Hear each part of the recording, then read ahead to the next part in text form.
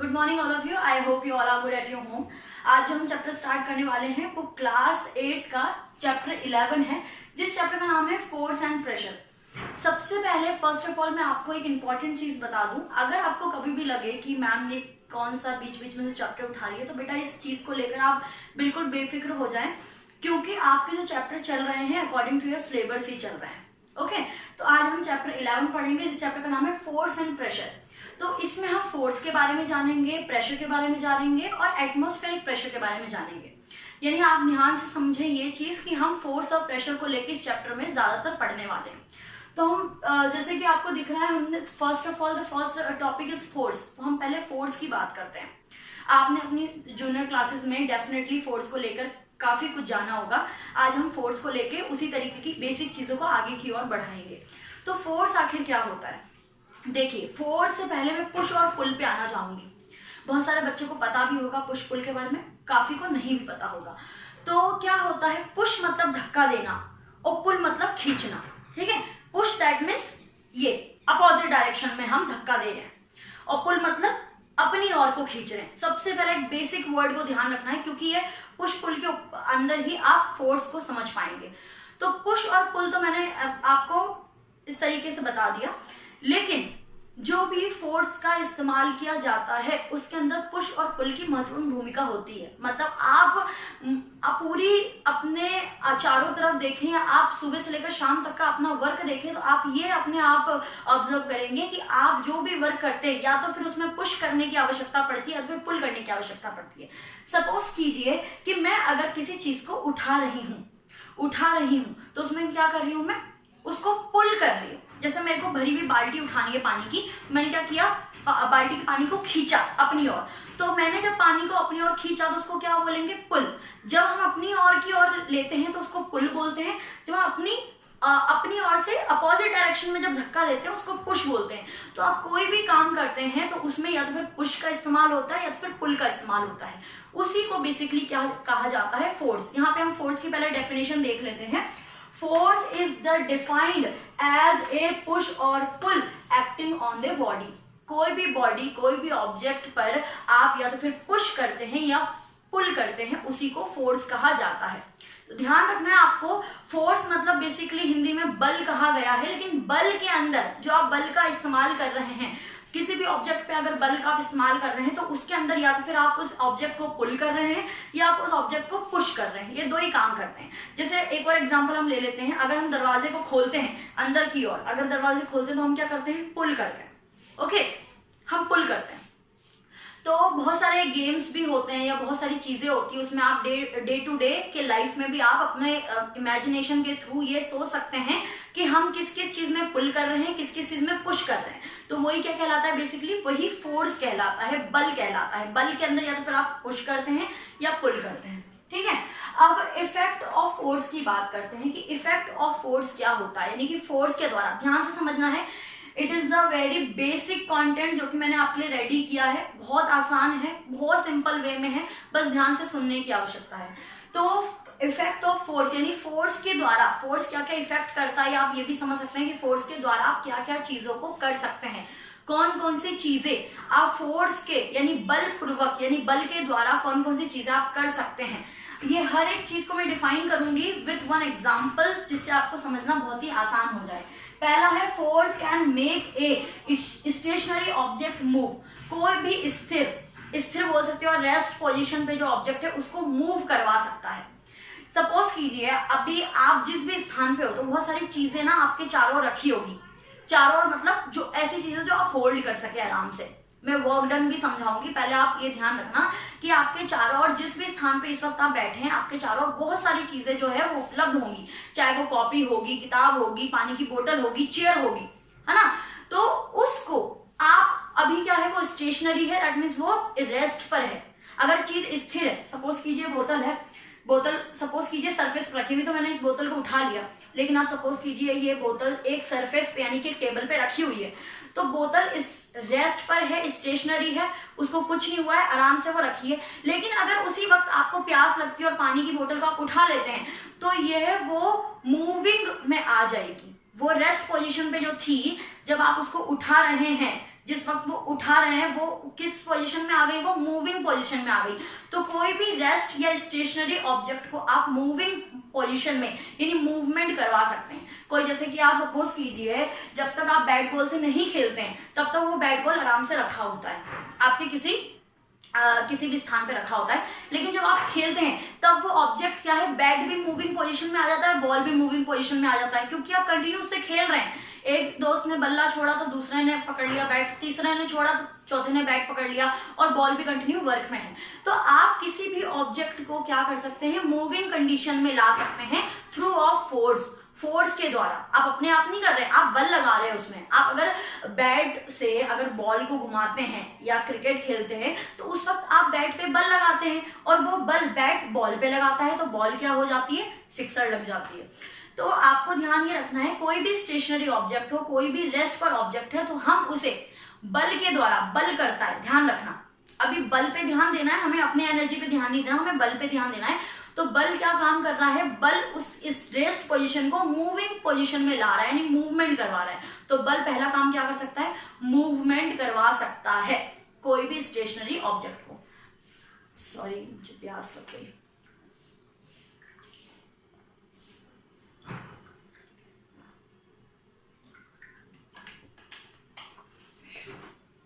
ठीक है, ये पॉइंट क्लियर हो चुका है। नेक्स्ट वन क्या है हमारा, नेक्स्ट है force can change speed of a moving body. Moving body की क्या कर सकती है, स्पीड को चेंज कर सकती है। एक बहुत ही साधारण सा एग्जांपल हम इसका ले लेते हैं। कैसे, सपोज कीजिए क्रिकेट का एग्जांपल ले लेते हैं। बहुत सारे बच्चे जो है क्रिकेट में उनका इंटरेस्ट होगा। तो क्रिकेट का एग्जांपल कैसे कि हमने एक बैट्समैन ने बॉल को हिट किया और हिट करने के बाद ध्यान से सुनना है, हिट जब बॉल को किया तो बॉल मूविंग में जा रही है, बिल्कुल स्पीड में जा रही है, लेकिन जैसे ही उस बॉल को एक जो आपका गोलकीपर है उसने उस बॉल को पकड़ लिया, जब बॉल को जो बल्लेबाज है उसने पकड़ लिया तो मूविंग बॉल जो है यानी कि जो अभी क्या थी, मूविंग में थी, वो क्या हो गई, उसकी स्पीड डिक्रीज हो गई। पहले सबसे पहले ध्यान ये रखना है कि कभी भी हम किसी भी मूविंग ऑब्जेक्ट को उसकी स्पीड को चेंज कर सकते हैं, या तो फिर हम स्पीड को डिक्रीज कर सकते हैं, डिक्रीज मतलब कम कर देना, या तो फिर हम इंक्रीज कर सकते हैं यानी कि बढ़ा सकते हैं। ध्यान से समझना है, हम कोई भी मूविंग ऑब्जेक्ट को, कोई मूविंग ऑब्जेक्ट है उसकी स्पीड को चेंज कर सकते हैं। स्पीड चेंज करने का मतलब है, स्पीड चेंज करने का मतलब है कि आप या तो फिर उस स्पीड को कम कर सकते हैं या फिर उस स्पीड को बढ़ा भी सकते हैं। ठीक है, जैसे सपोज कीजिए एक बॉल को मैंने फेंका, ऐसे हिट किया तो बॉल चल रही है और आपको दिख रहा है अरे वो बॉल तो रुकने वाली है, तो आपने थोड़ा सा बल और लगा दिया तो बॉल की स्पीड को आपने और तेज कर दी। तो आप अपने यानी फोर्स के द्वारा, अपने बल, अभी हम अपनी बात नहीं करेंगे, बल के द्वारा, फोर्स के द्वारा आप किसी भी मूविंग ऑब्जेक्ट की स्पीड को बढ़ा सकते हैं और कम भी कर सकते हैं। कम का एग्जांपल मैंने दिया है कि बैट्समैन के द्वारा हिट की गई बॉल को एक बॉलर ने पकड़ लिया, तो जो स्पीड से बॉल आ रही थी उसने उस बॉल की स्पीड को बिल्कुल जीरो कर दिया, कम कर दिया, क्योंकि उस बॉल को पकड़ लिया। वही आप और भी गेम्स का एग्जांपल ले सकते हो, बास्केटबॉल, फुटबॉल, उसमें भी गोल कीपर्स वगैरह होते हैं। ठीक है, मुझे देखिए बेसिकली मुझे जो आपके गेम्स है उसकी ज़्यादा नॉलेज नहीं है, तो अगर इस गोलकीपर वगैरह वर्ड्स में अगर कोई गलती हो जाए तो माफ़ कर देना। तो अभी आपको ध्यान ये समझना है कि कोई भी आप गेम खेल रहे हैं, उसके जो अपोजिट डायरेक्शन में जो भी टीम है उसने अगर उस बॉल को या किसी भी ऑब्जेक्ट को होल्ड कर लिया तो वो जो मूविंग ऑब्जेक्ट चल रहा है, जो तेजी से ऑब्जेक्ट आ रहा है, उसकी स्पीड कम हो जाएगी, और उसी दौरान आप अगर उस चीज को लेके और जोर से फेंक देते हैं तो उसकी स्पीड बढ़ भी सकती है। तो बल के द्वारा यानी कि फोर्स लगाकर आप किसी भी ऑब्जेक्ट की स्पीड को कम भी कर सकते हैं, किसी ऑब्जेक्ट की स्पीड को बढ़ा भी सकते हैं। ये आपका सेकंड पॉइंट क्लियर हो गया। ठीक है, next one is force can change the direction of A motion of a moving object. इसमें ये बताया जा रहा है कि आप अपने बल के द्वारा किसी भी ऑब्जेक्ट के डायरेक्शन यानी दिशा को बदल सकते हैं, डायरेक्शन को बदल सकते हैं। अब डायरेक्शन को आप कैसे बदल सकते हैं, देखिए एक बैट बॉल का एग्जांपल ले लेते हैं बैट बॉल का ही ले लेते हैं।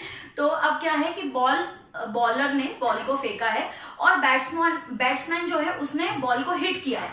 अब आपने कभी भी देखा है कि बॉलर ने यहाँ इस द्वार से बॉल को फेंका और बैट्समैन ने उसी उसी डायरेक्शन में बॉल को हिट किया, नहीं, जब भी बैट्समैन बॉल को हिट करेगा तो बॉल कैसे जाती है, इधर साइड को जाती है, इस तरफ को जाती है। तो वो बॉल कैसे आ रही थी, ऐसे आ रही थी। बैट्समैन ने हिट किया तो बॉल कैसे गई, ऐसे गई। तो आपको ध्यान में रखना है कि वो बल, आपने अपना बल बैट पे लगाया और बैट ने अपना बल बॉल पे लगाया, तो बॉल क्या करी, अपनी दिशा को उसने चेंज कर लिया। बॉल जो यहां से आ रही थी उसने अपनी दिशा को किस साइड में बदल दिया, लेफ्ट साइड में उसने अपनी दिशा को चेंज कर लिया।